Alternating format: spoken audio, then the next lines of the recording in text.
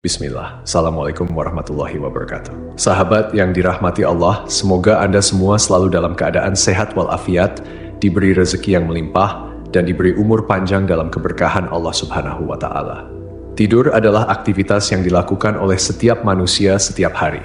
Secara fisiologis, tidur merupakan keadaan di mana manusia kehilangan kesadaran sementara.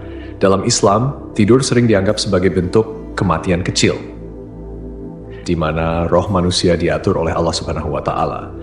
Namun, pernahkah terlintas di benak kita, kemana roh kita pergi saat tidur? Apakah roh benar-benar meninggalkan tubuh seperti yang digambarkan dalam film-film? Dalam pembahasan kali ini, kita akan melihatnya dari dua sisi, pandangan medis dan pandangan Islam. Namun sebelum melanjutkan, jangan lupa untuk mendukung channel ini dengan klik subscribe, like, dan lonceng notifikasi, agar kita terus bisa menyebarkan syiar Islam. Pengertian tidur menurut medis. Tidur adalah proses istirahat alami yang sangat penting bagi tubuh, jiwa, dan pikiran manusia. Kata tidur berasal dari bahasa Latin somnos, yang berarti periode pemulihan alami tubuh. Para ahli medis mendefinisikan tidur sebagai keadaan hilangnya kesadaran secara periodik, tetapi tetap bisa dipulihkan. Momen ketika fungsi tubuh bekerja secara minimal untuk memulihkan energi. Menurut penelitian, tidur dikendalikan oleh sistem hormonal dan irama sirkadian, yaitu ritme biologis harian yang dipengaruhi oleh suhu tubuh, cahaya, dan rutinitas. Dua fase utama tidur. Slow wave, fase tidur lelap, di mana otak beristirahat tetapi tetap aktif pada level rendah. Fase tidur ketika seseorang biasanya bermimpi. Meski ilmiah, beberapa fenomena seperti astral projection atau pengalaman keluar tubuh saat tidur sering dianggap sebagai bentuk halusinasi akibat gangguan komunikasi di otak. Pandangan Islam tentang roh saat tidur. Islam memberikan makna spiritual yang mendalam tentang tidur. Dalam surah Az-Zumar, ayat 42, Allah Subhanahu wa Ta'ala berfirman, Allah memegang jiwa, roh seseorang pada saat kematiannya, dan memegang jiwa seseorang yang belum mati di waktu tidurnya. Maka dia tahan jiwa yang telah dia tetapkan kematiannya dan dia lepaskan jiwa yang lain sampai waktu yang ditentukan. Sesungguhnya, pada yang demikian itu terdapat tanda-tanda kebesaran Allah bagi kaum yang berpikir. Ayat ini menegaskan bahwa roh manusia pergi saat tidur, tetapi tidak sepenuhnya meninggalkan tubuh seperti gambaran fisik yang sering kita bayangkan. Allah memegang kendali penuh atas roh, dan hanya Dia yang menentukan apakah seseorang kembali bangun atau tetap dalam keadaan wafat.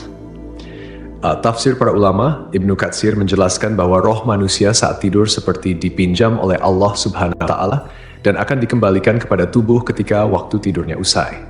Al-Qurtubi menyebutkan bahwa tidur adalah bentuk kematian sementara yang menjadi pengingat bagi manusia akan kekuasaan Allah Subhanahu wa Ta'ala. Amalan sunnah sebelum tidur. Untuk menjaga keselamatan tubuh dan roh selama tidur, Rasulullah Shallallahu Alaihi Wasallam mengajarkan beberapa sunnah penting. 1. Membaca doa sebelum tidur. Rasulullah Shallallahu Alaihi Wasallam bersabda, dengan namamu ya Allah, aku hidup dan mati. Hadis riwayat Bukhari. 2. Mengibaskan tempat tidur 3 kali. Dari Abu Hurairah, Rasulullah Shallallahu Alaihi Wasallam bersabda, apabila salah seorang di antara kalian bangun dari tempat tidurnya, lalu kembali, hendaklah ia mengibaskan kainnya 3 kali sebelum tidur di tempat itu, karena ia tidak tahu apa yang terjadi di tempat tidur itu saat ia meninggalkannya. Hadis riwayat Bukhari dan Muslim. 3. Tidur dalam keadaan suci. Dalam hadis lain, disebutkan bahwa roh orang yang bersuci sebelum tidur akan lebih dekat dengan arsy Allah ketika dinaikkan ke langit untuk sujud. Tidur adalah aktivitas harian yang tidak hanya berfungsi memulihkan tubuh secara fisiologis, tetapi juga memiliki dimensi spiritual yang menunjukkan kekuasaan Allah. Selama tidur, roh manusia tidak sepenuhnya terpisah dari tubuh, melainkan tetap berada dalam kendali Allah. Dalam surah Al-An'am ayat 60 hingga 61, Allah Subhanahu wa Ta'ala berfirman, dan dialah yang menidurkan kamu di malam hari, dan dia mengetahui apa yang kamu kerjakan pada siang hari. Kemudian membangunkanmu pada siang hari untuk disempurnakan umurmu yang telah ditentukan. Kemudian kepada Allah lah kamu kembali, lalu dia memberitahukan kepadamu apa yang dahulu kamu kerjakan, dan dialah yang mempunyai kekuasaan tertinggi di atas semua hambanya, dan diutusnya kepadamu malaikat-malaikat penjaga. Ayat ini menegaskan bahwa Allah melindungi roh manusia selama tidur, dengan malaikat-malaikat penjaga yang bertugas menjaga kita dari bahaya hingga tiba waktu kematian.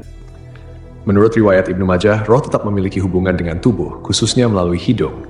Hal ini menunjukkan bahwa roh tidak sepenuhnya meninggalkan tubuh saat tidur.